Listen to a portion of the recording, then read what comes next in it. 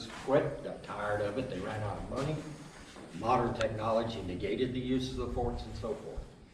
Fort Macon was started in 1826, it was finished in 1834. Took them 8 years to build Fort Macon. Now when you drove in here and you looked over this way, what could you see? Not much of anything, could you? Fort Macon was excavated into the sand for stealth. Unless opposing forces had knowledge of the fort being here, they didn't know it was here until they got into the inlet. By then it was too late.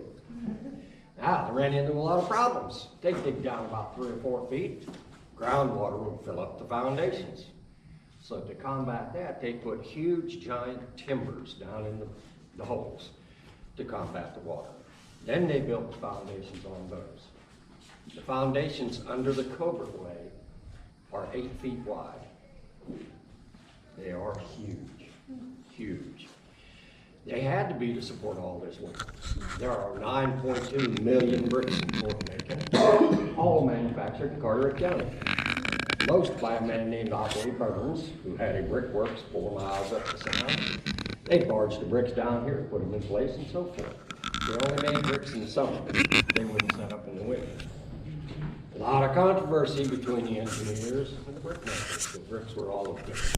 There were a lot of Italian terms in Fort Macon. The architect, Brigadier General Simon Bernard, was an aide to Napoleon. And he brought back a lot of Roman ideas about architecture. The Romans proved beyond a doubt that arches are infinitely stronger than flat roofs. So all 26 of the casemates in Fort Macon are arched. Most of your doorways, your windowsills, and so forth are arched. Now, casemate comes from the Italian word casmata, which means soldier's house. That's why they call them casemates. You have banquettes, barbettes, sally ports. What's a sally port? Does Sally come and go through here? That is a modified term of the word sortie. Sortie is a French term meaning exit. You hear that used a lot in aviation. The aviation aircraft fly so many sorties every day, missions if you will. Well, you know how the Americans like to modify words, so they took that word and modified it to sally port. So now you have a sally port here, the main sally port, and a sally port in the southeast corner. Those are the only 2 entrances to the city. Now, what I do with this tour is I talk here about the history and so forth, a lot of things like that. Then I take you up the Sallyport Bridge, around the Covert Way, down through the postern, back out into the parade field. I can't take you into the casemates because Florence did us in on that one. They had about 4 inches of water in all the casemates here and just buckled all the floors. So now they're replacing all the floors. They were able to save all the artifacts from the display rooms. So hopefully next year they'll be open. Okay. All right, so the stone you see in the walkways, thresholds, windowsills and so forth is called Connecticut freestone. It was quarried in Connecticut, barged down here, shaped and put in place. It is very, very durable. It's also called brownstone, a very prevalent building material in the 1800s. This stone has been here since 1834. You can see it's worn down a little bit in the middle by the 1.25 million visitors we have every year, but it is still here. Now, if everybody would like to join me in here,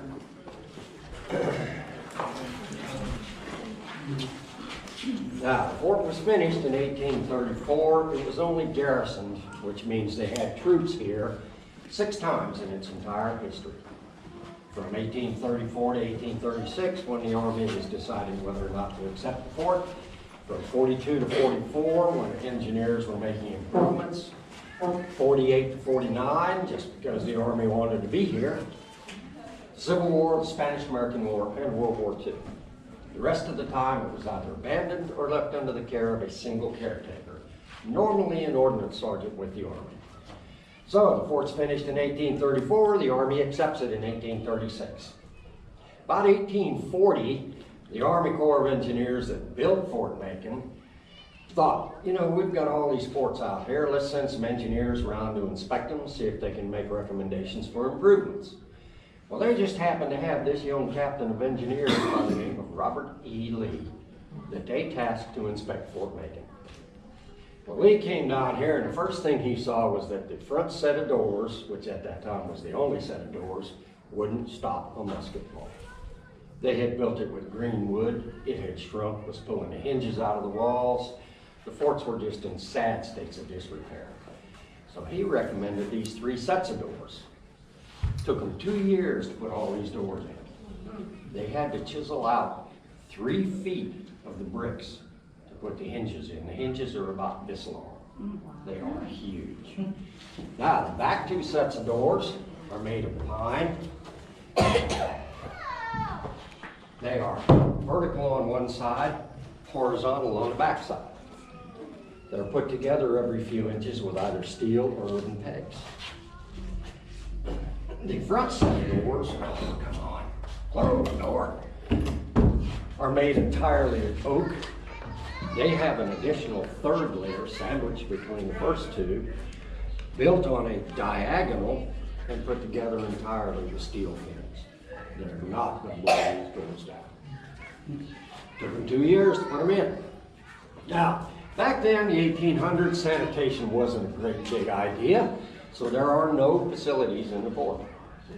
The facilities is Cowpens Creek, 200 yards to the north, just about where the boat basin is now for the Coast Guard station. They built little piers out over the marsh. They put little houses on them for privacy for the families. When the fort was garrisoned, soldiers had their families here. Twice a day, the tide would come in and flush out the sink. That's why the fish taste so good here.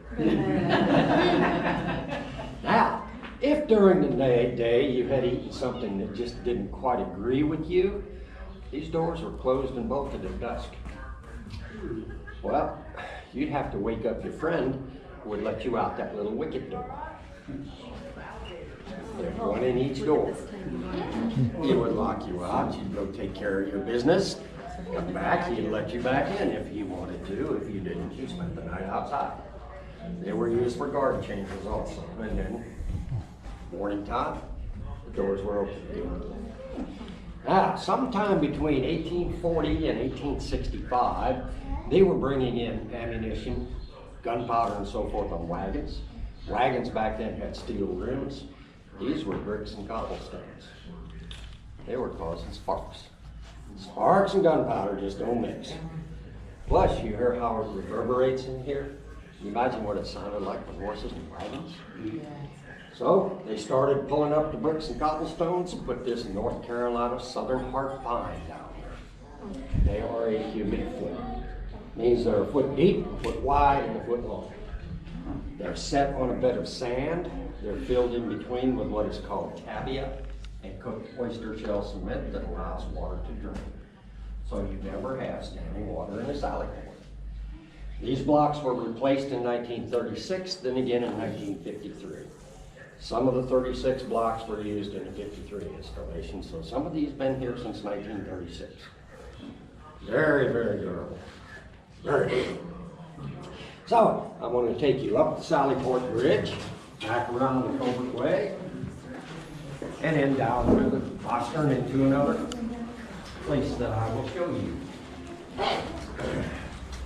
Most of the forts in the third system were either pentagonal or hexagonal in shape. A war historian way back when,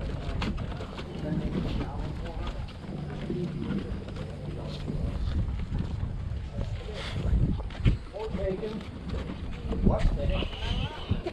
It has a three-tier defense system. You have the Covert Way outside, which is that slopes are called the laces.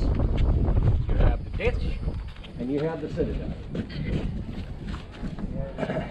Note, most of your guns on the Covert Way are on the east and north wall. There are 4 in the southwest corner, none on the west wall and none on the south wall. The fort was built to defend the harbor, so all the guns are facing the inlet. Fort Macon was built for 300 men and 54 guns. The only time it had its full complement of guns was during the Civil War.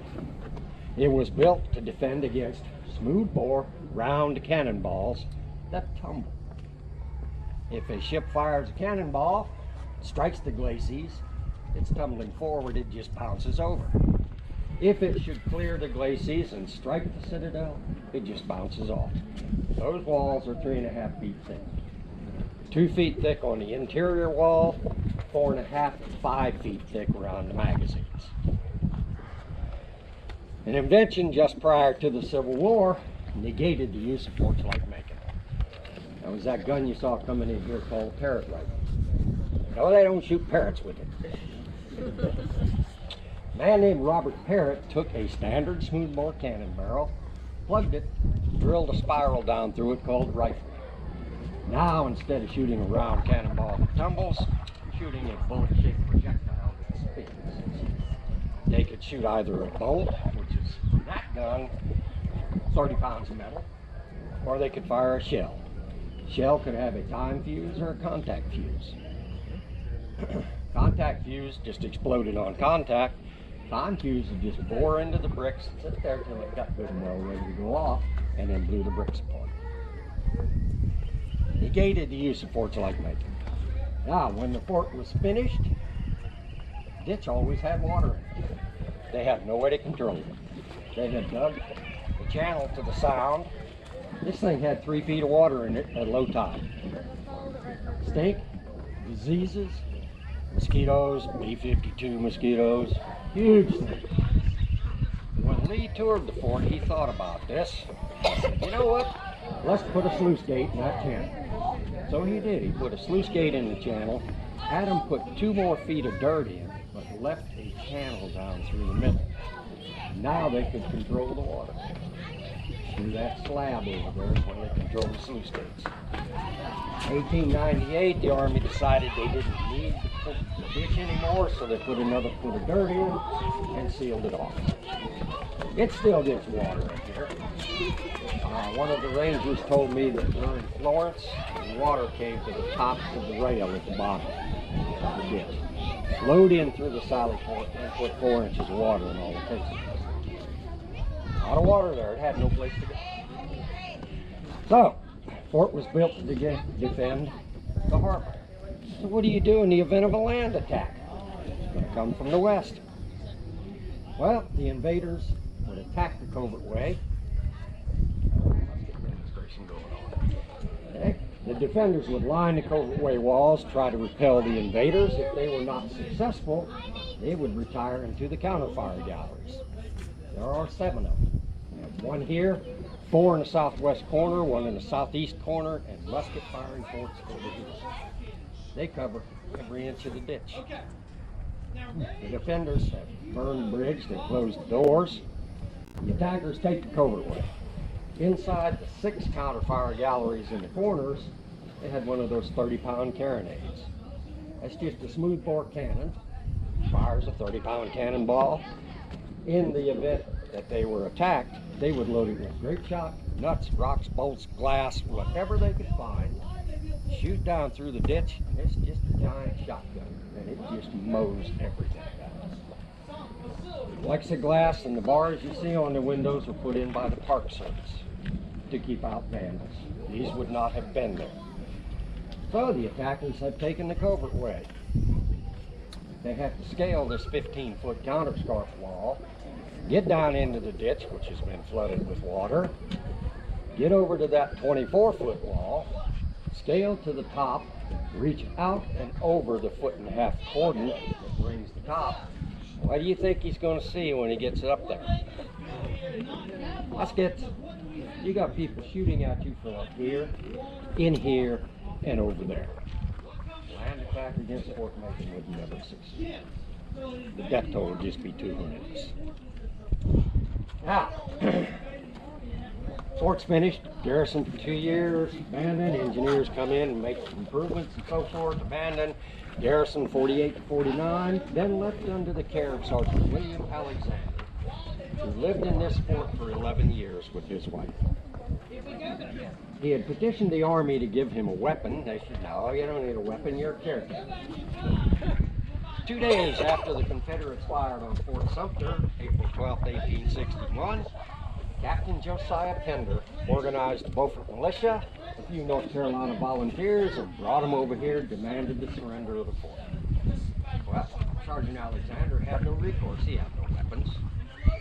He asked Captain Pender to sign for the fort because Sergeant Alexander was signed for it and everything in it. Well, of course, Pender refused, sent Alexander and his wife home to live in Beaufort.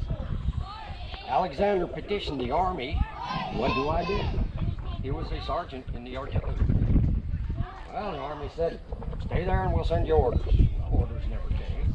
A year later, when the Union forces took the fort back, Sergeant Alexander reported for duty, served out his enlistment, and retired and died in Beaufort. His house is still in Beaufort. So, it belongs to the Confederacy. No, it doesn't. It belongs to the state of North Carolina. They ran up the state flag. Well, why not the Confederate flag? North Carolina had not seceded from the Union yet, and wouldn't do so for another 6 weeks. North Carolina was actually the second to the last state to secede. Tennessee was the last. They really didn't want to. They'd had the Army here since 1834. They didn't care. But pressure from the outlying states and fear of a northern invasion forced them to secede. Over the ensuing 6 months, they could never decide who they wanted to command Fort Macon. They had about 8 or 9 different commanders. They just weren't getting the job done. In October of 1862, they gave command to Colonel Moses White, who came in here and said, you guys are just not ready for war. So he started kicking some behinds, got the job done. Now, we're going to move up this way and around the covert way. I would ask that everybody stay off of this walkway. We have had folks that fall off of this thing.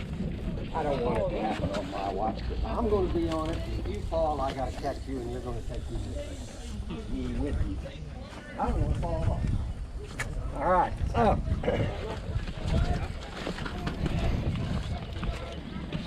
Fort Macon was used as a marshaling point for Confederate forces.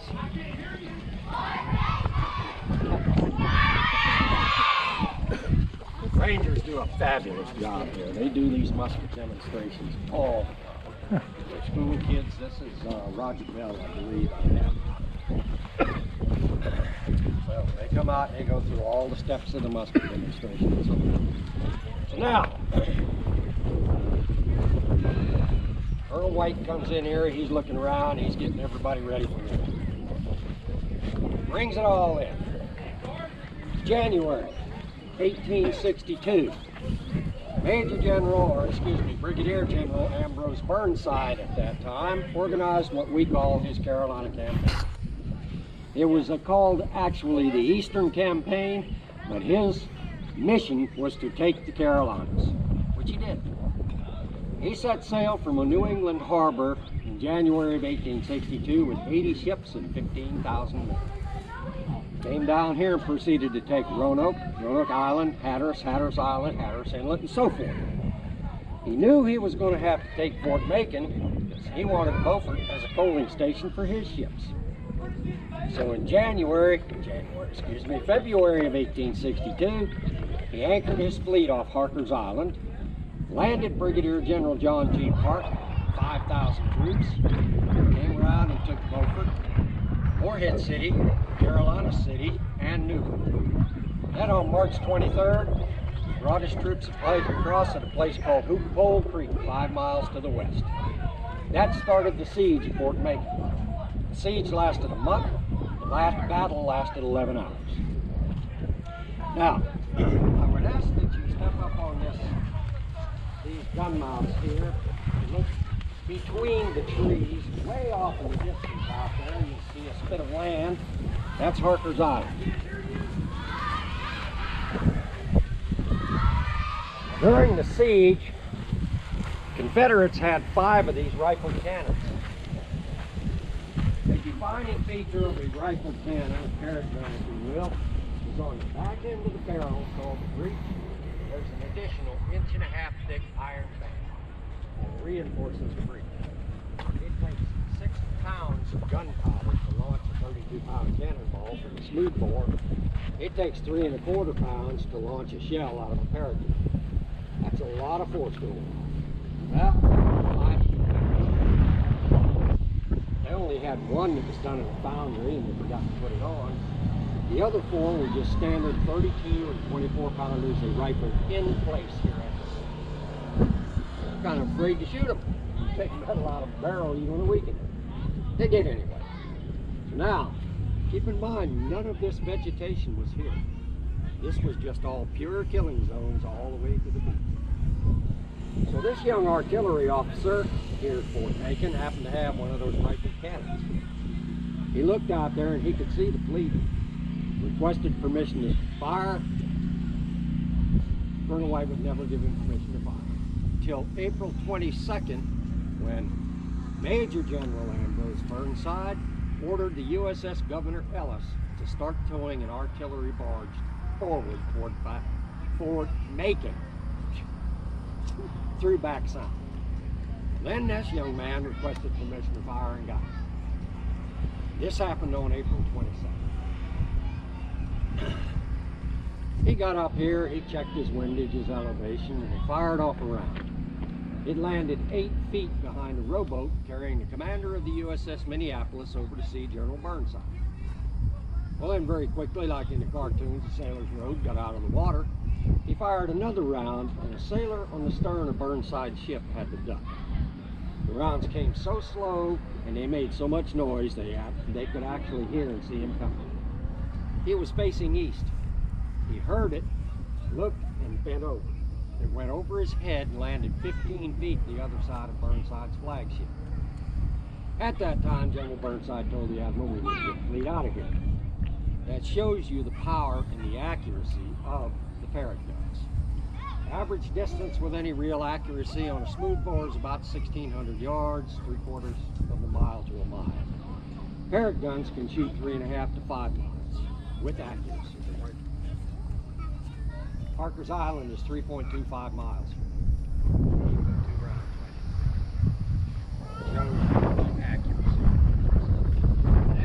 All right, moving down this way. When we get past the trees here, you'll note the strategic location of Fort Macon in relation to the inlet. I get off Fort Macon for just a moment.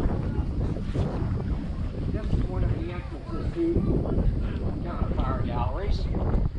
They had a big oak door on them. They would go in there, they'd close the door, be there for the duration of the battle. Now,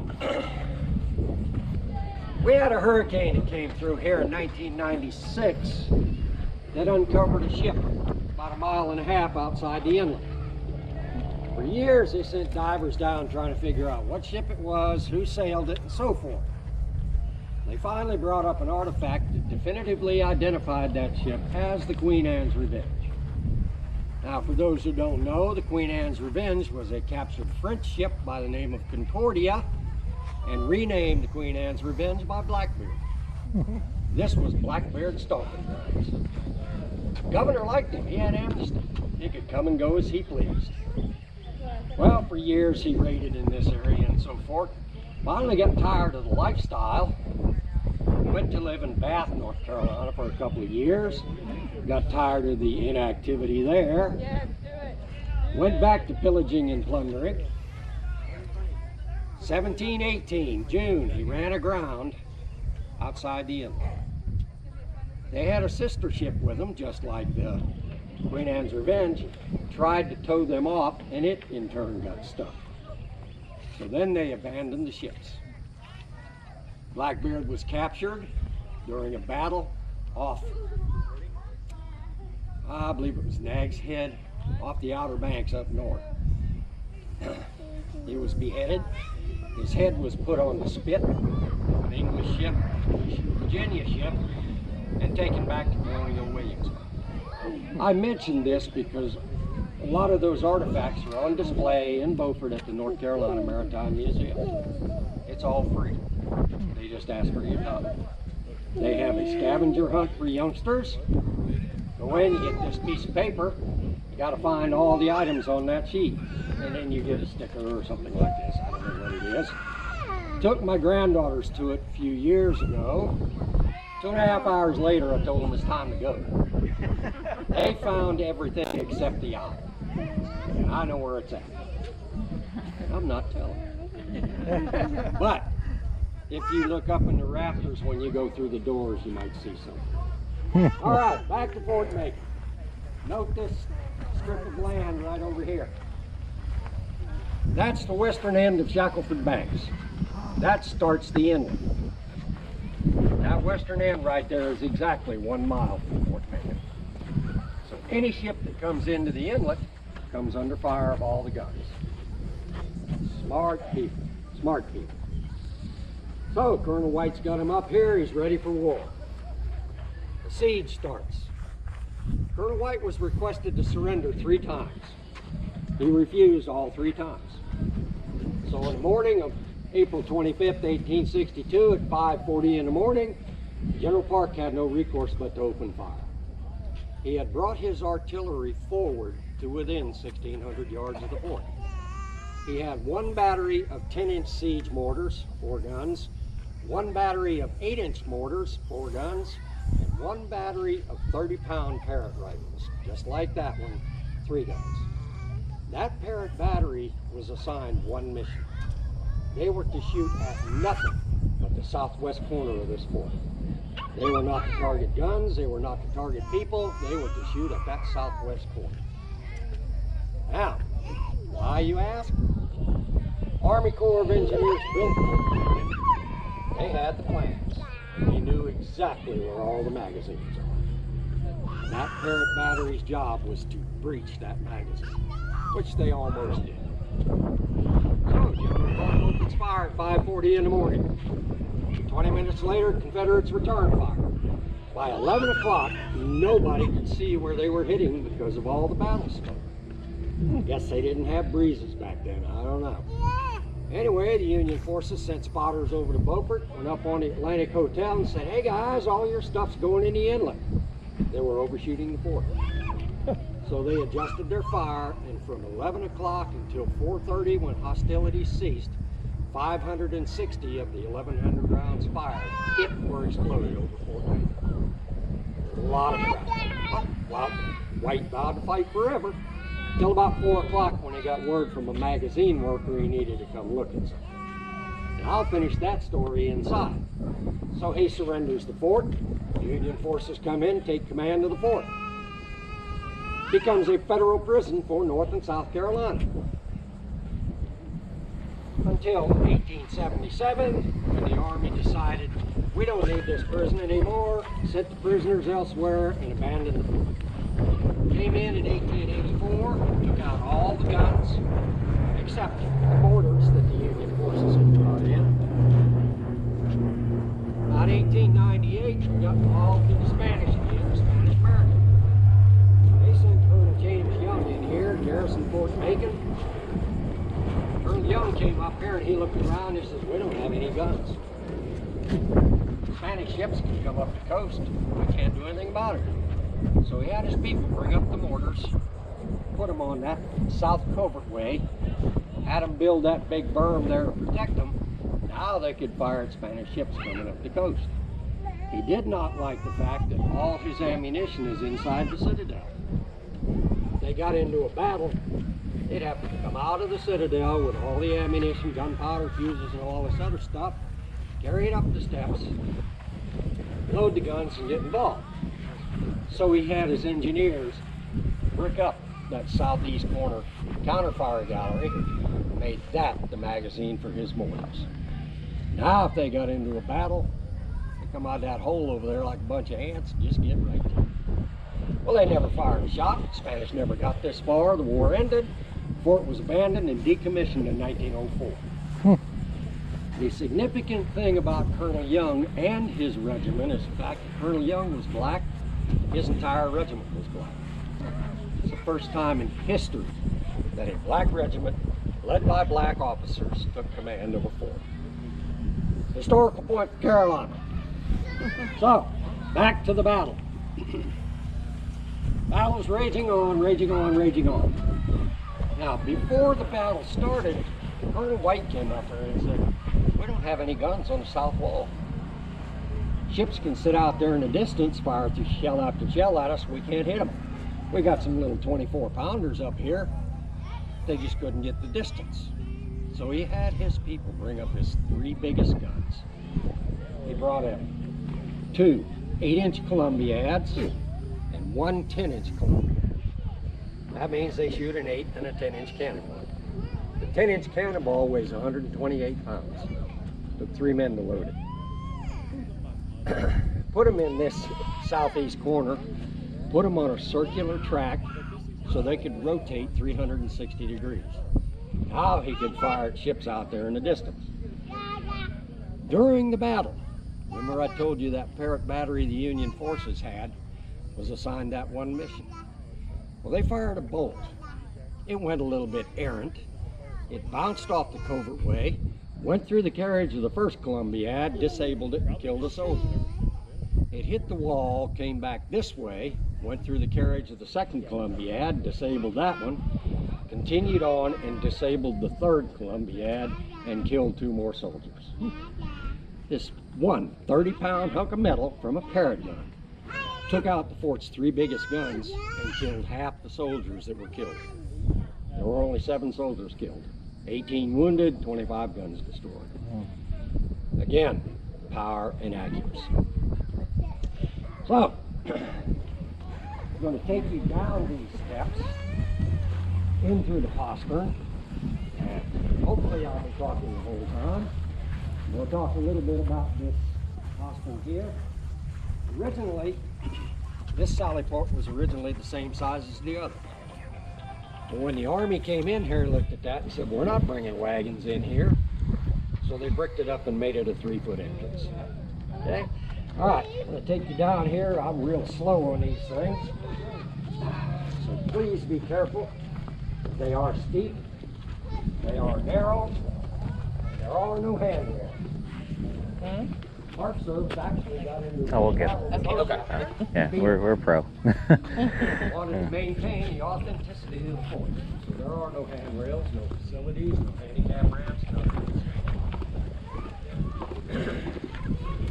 This sally port here was used as the mess hall for the prisoners when it was a prison. This is where they fed. Not yet. All right. See where they bricked up. Whoa, hold on. Let Mom get that side. Okay. That room under the arch. Dang it. All right. Unfortunately, I cannot take you into. Look at that royalty. Buckled up all the floors. But just looking through the archway here, you can see the fort's Macon.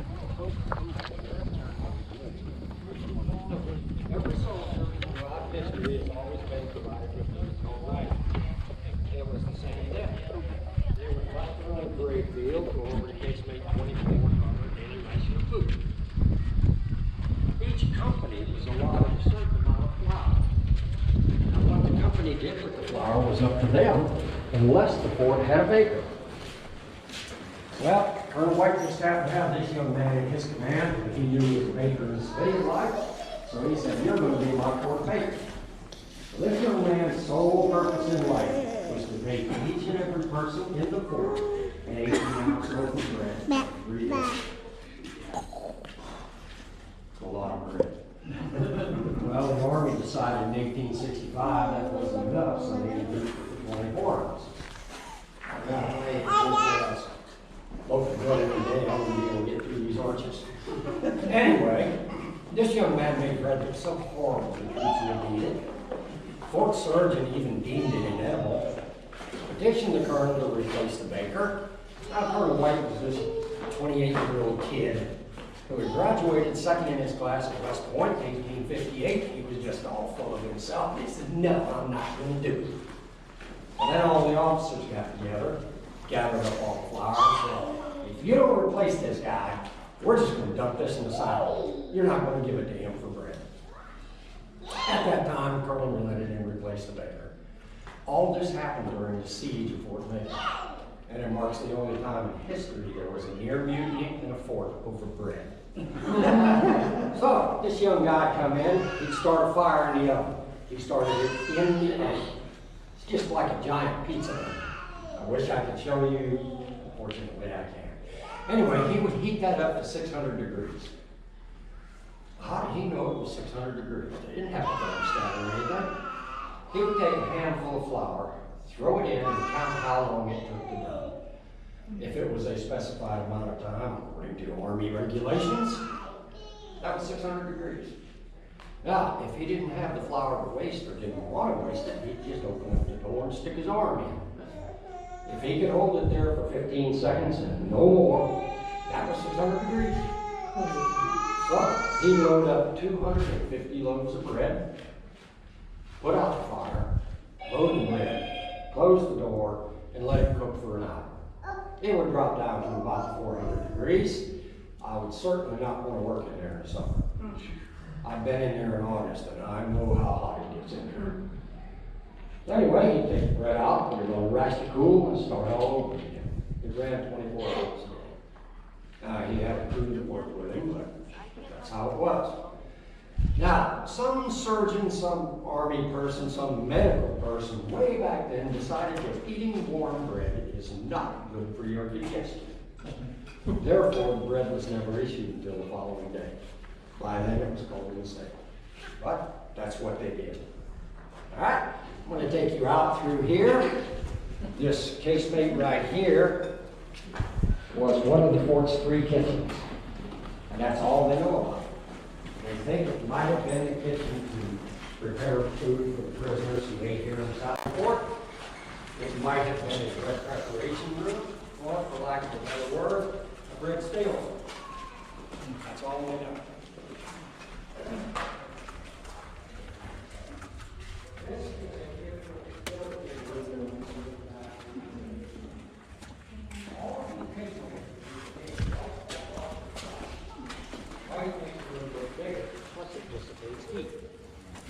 So this particular room was plastered. They would rivet batting up over the arches, fill it in between with plaster. They had wooden floors. They had shutters, windows, doors. Looking at these restored rooms here, that's what the fort looked like in its heyday. Every casemate had windows, shutters, and doors. So they were quite comfortable. Now, the only difference between the billeting areas and the storage areas was the fact that the billeting areas had fireplaces. We go through a 3-week orientation course with the rangers, park historian, who's also a ranger here, current guides, former guides, and so forth before they ever do this. They give us a tour, and we give them. This is the tour they gave us. I liked it, so I'll incorporate that into mine. Look, I had a young man that asked me, why is the fireplace in the back end of the casemate not out in the middle where it got heat? Are they? Both ways. I don't know. I didn't have a clue. So I got this young man's email address. I went to Mr. Paul Branch, the port historian, and I said, wow. He said if they had put the fireplaces in the center, the chimney would come out behind the guns on the ramparts, and the guys working the guns would be stepping in the chimney, breaking their legs and breaking their ankles. So they put them in the rear of the casemate. Now the chimneys come out in front of the guns. Thought about a lot of things. When they brought us out here, I looked at these vertical discolored bricks in between all the openings. What's that? Well, when they finished Fort Macon, they made provisions for an emergency water supply. They buried galvanized pipes down between the arches, covered them with screens, oyster shells, and so forth, and filtered rainwater, which flowed into the gutter that runs under the bricks around the parade field. When the gutter got full, it overflowed into the 4 cisterns under the parade field. They could put 22,000 gallons of fresh water. They could pump it out with pumps like that one under the stairwell over there. Great idea. Didn't work. Unfortunately, back then, concrete's cisterns are made of concrete. Concrete's very porous. We got an ocean 150 yards from here. Saltwater intrusion got into the cisterns, made it unlocked. It's a good idea, though. Good idea. Okay, now we're going to move out this way. This little building over here is called a hot shot furnace. It's got a set of doors on the other end. It's got 4 angled racks in there. They would close the front doors here or the back doors, which, depending on which way you're looking at it. Load it up with cannonballs, start a fire under, heat them up to red hot, 1,070 degrees. Take them out with special tools and implements, carry them up the steps, load the cannons, and fire wooden ships and set them on fire. Now, there was another invention during the Civil War that negated the use of those. That was the ironclads. Back then, you couldn't set battleships on fire. Excuse me. It is a replica. It was dismantled after the war. The bake oven is also a replica. When the Army garrisoned the fort during World War II, they needed more storage space, so they dismantled it, threw all the bricks in the corner, and never put anything in there. Anyway, there were 2 hot shot furnaces. One they know was right here. The other they think was in the ditch outside the prospect. They found a foundation there they think was the foundation for the other hot shot. Looking at these steps over here, quarter of the way in from the left-hand rail, see a series of chips in the edge of the steps. Well, that's where one of those 87-pound 10-inch mortar balls rolled down the steps going in the back. Does not break that Connecticut freestone, it just chips. This is a combination of 10-inch Columbiad and 10-inch mortar. Looking at this second cannon up here, and about 4 feet down from the top of the wall, you see a hole. Yep. There is a parrot round in there. A bolt.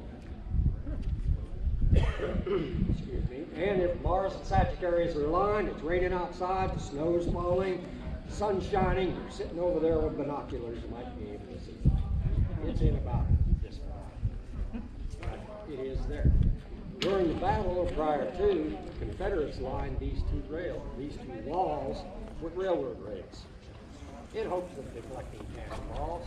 It was great for the round ones, and they for those parachutes. So, battle's raging on. White vows to fight forever. Until about 4 o'clock when they got word from the magazine worker over here. Magazines are located under the stairwells, inside the city. Colonel White was in his quarters over here.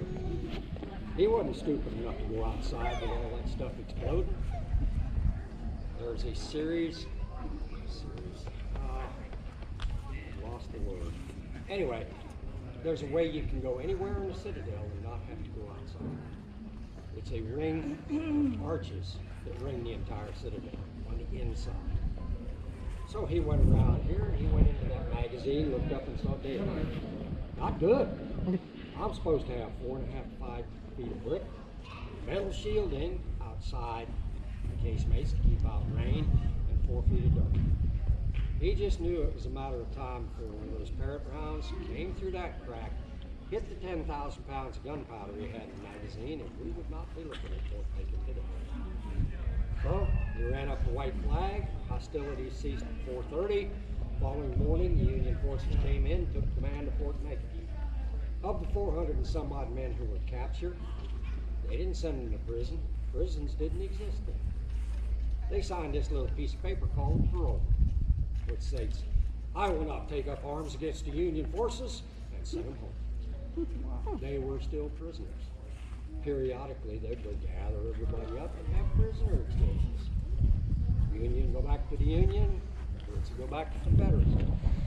Well, Ulysses S. Grant got tired of fighting the same people over and over and over again, so he suspended the parole. That's when you had to start with places like Andersonville, Bentonville, Elmira, New York, and so forth, where so many thousands died. Guys running the prisons couldn't afford to feed their own troops, much less thousands of prisoners. When Fort Fisher was taken toward the end of the war, there were 1,200 men captured. They sent those 1,200 men to Elmira, New York. Had a particularly brutal winter. 576 died from diseases, winter, and so forth. Horrible, horrible. So anyway, Union forces got the fort now. 5th Rhode Island comes in here and takes command of the fort. It becomes a federal prison. Prisoners were housed in the west wing. They had bars on the inside of the windows. They had a gate on them like casemate 2. Just fire a musket. That musket is actually louder than that. So, prisoners done away with, sent prisoners elsewhere, abandoned. They come in and get all the guns out. Garrison during the Spanish-American War, then abandoned and decommissioned in 1904. About 1924, the Army Corps of Engineers said, we got all these forts, let's see if we can auction them off. So they offered Fort Macon at the state of North Carolina for $17,000 and change. People liked that idea. Said, yeah, we'll make a state park out of it. They liked that dollar figure. So they sent 2 emissaries to the War Department who made a counter-offer that the Army accepted. And in May of 1924, North Carolina purchased Fort Macon for use as a state park for $1 million. That's the least the Army would take, because that's what it cost them to process the paperwork. Plus, there is a federal statute still on the books today that says no federal installations may be given away. They must be sold. Sell it for a penny, but you gotta sell it. So now it belongs to the state of North Carolina, in particular the Park Service. Well, whoop-de-doo, we don't have any money, we can't do anything with it. It's a brick shell. Vandals had come in and stolen everything. They ripped up the floors, all the metal was gone, all the windows, doors, everything was gone. Until 1934, when Franklin Delano Roosevelt created the Civilian Conservation Corps. They came in here in 1934, and over the next 2 years restored Fort Macon to a semblance of its former beauty. They didn't build anything, they didn't repair anything, they just cleaned it up. And we opened as our first functioning state park and second state park in June of 1936. Functioning means you can come in, touch things, you can do things here and so forth. Mount Mitchell was the first park. It's a mountain. You can climb up on top. Believe me, it's a climb. And on a clear day, you can see 4 states. So, the Army had a caveat there. Said in times of emergency, we reserve the right to garrison Fort Macon again, which they did 2 weeks after Pearl Harbor. They sent the 244th Coastal Artillery Brigade in here from New York. Garrison Fort Macon. Well, they brought in radars, they brought in guns, radar-controlled guns, they brought in conduit, they put electrical outlets throughout the fort, built it up, built a little city out there with barracks and stuff, and all this sort of mess. North Carolina had caveat too. Said anything you put in, you got to take out, which they did. When they gave it back to us in 1944, they took out everything except the floors that the Park Service asked them to do. That's why you haven't seen them, but that's why there are electrical outlets in the floors. Now, the floors were replaced in 1953, then again in 1956, 76, excuse me. They thought about taking them out. They said, no, we do concerts in the park here. During the summer, every other Friday, they have local groups that come in, give an hour-and-a-half long concert. They had to have some place to plug in their equipment. It's all free. They just ask for your time. I don't come to the ones on Friday night because they won't let me bring my beer, and I like my beer on Friday night. So, they also have concerts on Saturdays. The Rangers do a myriad of things here. They just finished with a musket demonstration for the school. They do musket demonstrations at 10:30 and 2:30 every weekend, Saturday and Sunday. It's all free. They do nature tours, nature hikes. They have an astronomy thing once a month at the bathhouse. I think June 8th, here in the auditorium in the visitor center, they're doing a planetarium type thing. So they do a lot of stuff. And it's all free. They just ask for you. So, the fort was garrisoned by the Army, given back to us, and it's been our state park ever since. Now, unfortunately, I can't take you into the casemate, show you that crack. because the floor's being ripped up. Hopefully it'll be open next year. But if you're interested, I have rack cards that list all the events that are going on this year. They follow pretty much the same schedule every year.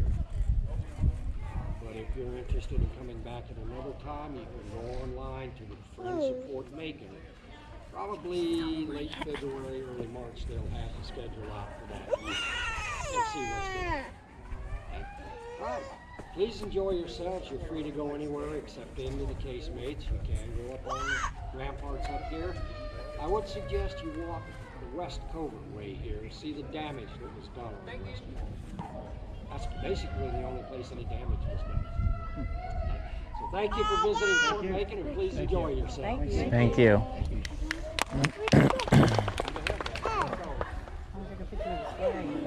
Oh, yeah? He keeps stealing my hat.